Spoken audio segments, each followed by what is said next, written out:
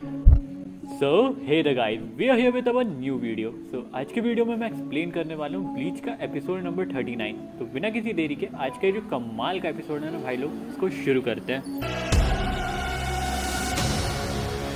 सो भाई लोग, एपिसोड के स्टार्टिंग में हमें इचिगो को दिखाया जाता है जिसकी जो हालत है ना वो काफ़ी ज़्यादा ख़राब हो चुकी थी और वो ज़मीन पर पड़ा हुआ था।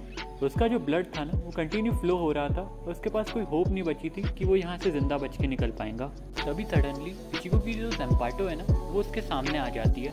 इचिगो की ज़ेम्पाटो का नाम ज़ांगेत्सु है। ज़ांगेत्सु इचिगो की तरफ बढ़ता है और इचिगो को बोलता है, क्या तुम ये फाइट जीतना चाहते हो या फिर एक कायर की तरह यहाँ पर मरना चाहते हो। तभी जो अपना इचिगो रहता है ना वो बिना कोई चीज़ सोचे हुए ज़ांगेत्सु को बोलता है कि हाँ मैं फ़ाइट करना चाहता हूँ और मैं इसे हराना चाहता हूँ। तुम प्लीज़ मेरी मदद करो ये फ़ाइट जीतने में, प्लीज़ हेल्प करो यार। ये सब सुन के जो अपना ज़ांगेत्सु रहता है ना वो रेडी हो जाता है इचिगो की हेल्प करने के लिए। वो वहाँ से इचिगो की सोल को लेके सीधे उसके इनर वर्ल्ड के अंदर चले जाता है। इनर वर्ल्ड को देख के जो अपना इचिगो रहता है ना वो काफ़ी ज़्यादा घबराने लग जाता है, क्योंकि जो इनर वर्ल्ड की कंडीशन रहती है ना वो काफ़ी ज़्यादा उल्टी फुल्टी रहती है। ज़ांगेत्सु इचिगो को बोलता है कि तुम यहाँ पर डरो मत, ये तुम्हारे इनर वर्ल्ड है, यहाँ तुम्हें किसी चीज़ से खतरा नहीं है। इतना बोलने के साथ ही साथ जो अपना ज़ांगेत्सु है ना इचिगो की तरफ एक स्वॉर्ड फेंक देता है, जिसको देखकर इचिगो काफ़ी ज़्यादा डर जाता है। इचिगो ज़ांगेत्सु के ऊपर चिल्लाता है और बोलता है कि तुम पागल वागल हो गए हो क्या, मैं मर सकता था इससे। इचिगो ज़ांगेत्सु को ऐसा बोल ही रहा होता है, तभी वहाँ पर एक तीसरा बंदा आ जाता है जो कि था वाइट इचिगो। वाइट इचिगो को देख के जो अपना रियल इचिगो है ना वो काफ़ी ज़्यादा शॉक में आ गया था। उसको समझ ही नहीं आ रहा था कि उसके इनर वर्ल्ड के अंदर ये दूसरी स्पिरिट कहाँ से आई। तभी जो ज़ांगेत्सु है ना वो इचिगो को बोलता है कि अगर तुम स्ट्रॉन्ग बनना चाहते हो तो तुम्हें वाइट को हराना होगा। इतना बोलते ही जो अपना वाइट रहता है ना वो सडनली इचिगो के ऊपर अटैक कर देता है और फाइट के टाइम जो अपना वाइट रहता है ना उसके पास इचिगो की रियल ज़ेम्पाटो रहती है और फाइट में जो अपना इचिगो रहता है ना वो एक नॉर्मल स्वॉर्ड का यूज़ कर रहा होता है। वाइट ने जो पहला मूव किया था ना वो इतना ज़्यादा पावरफुल होता है कि इचिगो उसके फोर्स की वजह से बहुत ज़्यादा पीछे जाके गिरता है। इस पॉइंट पर इचिगो को कुछ समझ में नहीं आ रहा था कि वो क्या करे। वो काफ़ी ज़्यादा शॉक था और कन्फ्यूज़ था। जो वाइट है वो बहुत ज़्यादा पावरफुल है इचिगो से। इचिगो को समझ में नहीं आ रहा था कि उसकी जो ज़ेम्पाटो है वो भी वाइट के साथ काफ़ी ज़्यादा खुश है। तभी जो अपना वाइट रहता है ना वो बहुत एरोगेंट वे में इचिगो को बोलता है कि मैंने तुमसे बड़ा बेवकूफ़ नहीं देखा। तुम्हारे पास इस वर्ल्ड की सबसे पावरफुल ज़ेम्पाटो है लेकिन तुम्हें उसका सही ढंग से यूज़ करते नहीं आता। तुम कभी ज़ांगेत्सु की असली पावर जान ही नहीं पाए, तुम उसे अंडरस्टैंड ही नहीं कर पाए इचिगो। तुम्हारे लिए ज़ांगेत्सु एक टूल था जिसको तुम हर फाइट में यूज़ करना जानते थे, लेकिन उसकी पावर कभी तुम अंडरस्टैंड ही नहीं कर पाए।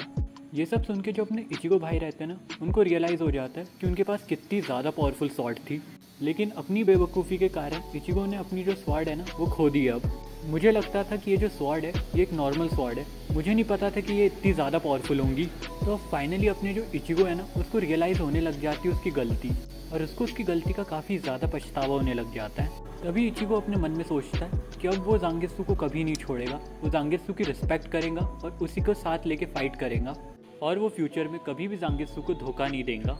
तभी जो अपना वाइट रहता है ना वो इचिगो के ऊपर सडनली एक मैसिव अटैक कर देता है, लेकिन उन दोनों की जो स्वॉर्ड है ना वो आपस में एक्सचेंज हो जाती है। इससे हमें ये कंफर्म हो जाता है कि जो ज़ांगेत्सु है ना उसने इचिगो को माफ़ कर दिया है। इसी के साथ जो अपना इचिगो है ना उसे रियल वर्ल्ड में वापस से एंट्री मिल जाती है। इचिगो के जाने के बाद जो वाइट रहता है ना वो ज़ांगेत्सु को बोलता है कि उसे अच्छी तरीके से ट्रेन करना है, तुम्हें उसे एक बीस्ट बनाना है। वो इस जगह का किंग है और जब वो पूरी तरीके से स्ट्रॉन्ग बन जाएगा ना मैं उसकी बॉडी के ऊपर कंट्रोल लूँगा और इस वर्ल्ड के ऊपर राज करूँगा। लेकिन ये जो पूरी बातें हैं ना अपना ज़ांगेत्सु बहुत मैसिव तरीके से इग्नोर कर रहा था। वहीं दूसरी ओर जब अपना ज़ेराकी इचिगो को मारने के बाद वापस लौट रहा होता है उसे इचिगो की हार्ट बीट फील होने लग जाती है। वो काफ़ी ज़्यादा शॉक था। उसने अभी थोड़ी देर पहले ही चेक किया था कि इचिगो मर चुका है, लेकिन इचिगो की हार्ट बीट वापस से स्टार्ट हो गई थी।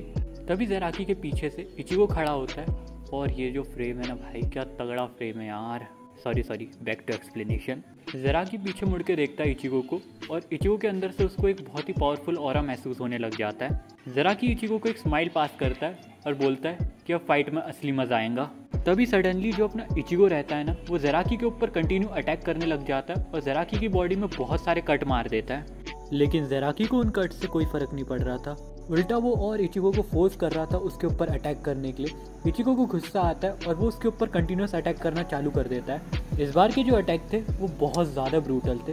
ज़ेराकी की जो बॉडी है ना वो बहुत ही ज़्यादा बैडली इंजर्ड हो गई थी। इतनी बुरी हालत होने के बाद भी जो अपना ज़ेराकी रहता है ना वो कंटिन्यूस हंस रहा होता है। इचिगो उसको कन्फ्यूजन के साथ पूछता है कि मैंने तुम्हें इतना ज़्यादा इंजर्ड कर दिया लेकिन तुम तब भी हंस रहे हो। ज़राकी इचिको को रिप्लाई में बोलता है कि मरना तो सबको है, मैं आज मरूंगा या तो कल मरूंगा, मैं बस मरने से पहले एक अच्छी तगड़ी फाइट एंजॉय करना चाहता हूँ। इतने ही बोल के जो अपना ज़राकी रहता है ना, वो अपना आई पैच निकाल लेता है। तभी ज़राकी की बॉडी से एक high amount of spiritual pressure निकलने लग जाता है। इतना स्पिरिचुअल प्रेशर देख के सच में लग रहा है इचिको का भयंकर गंदा कुत्ता बनने वाला है। तभी सीन शिफ्ट होता है, हमें याचीरू को दिखाया जाता है जो कि एक बिल्डिंग के टॉप के ऊपर बैठी थी और वो इचिको और ज़राकी की फाइट देख रही थी।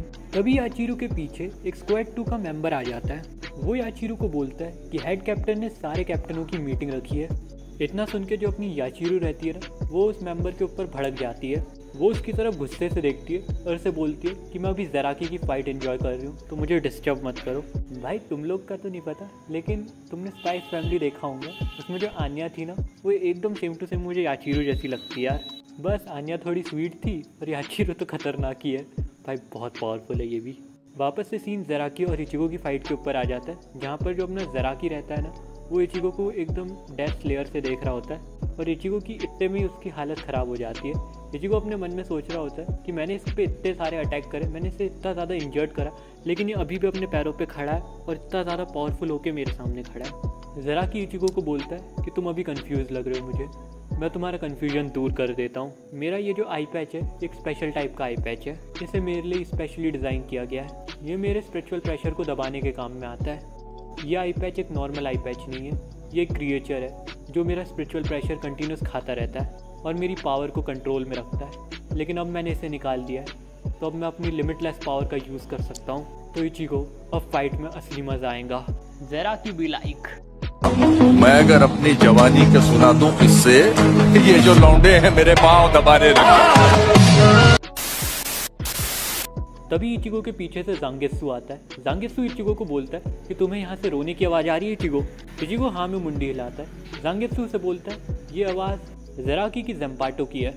ज़राकी इतना ज़्यादा पावरफुल है कि वो अपनी ज़ेम्पाटो पे भरोसा नहीं करता, वो कभी भी फाइट में अपनी ज़ेम्पाटो का पूरा यूज़ नहीं करता है। सो इसका मतलब ये है इचिको कि ज़राकी कितना भी पावरफुल हो जाए, जब तक उसके और उसकी ज़ेम्पाटो के बीच में कनेक्शन नहीं है, वो अपनी फुल पावर को यूज़ नहीं कर सकता।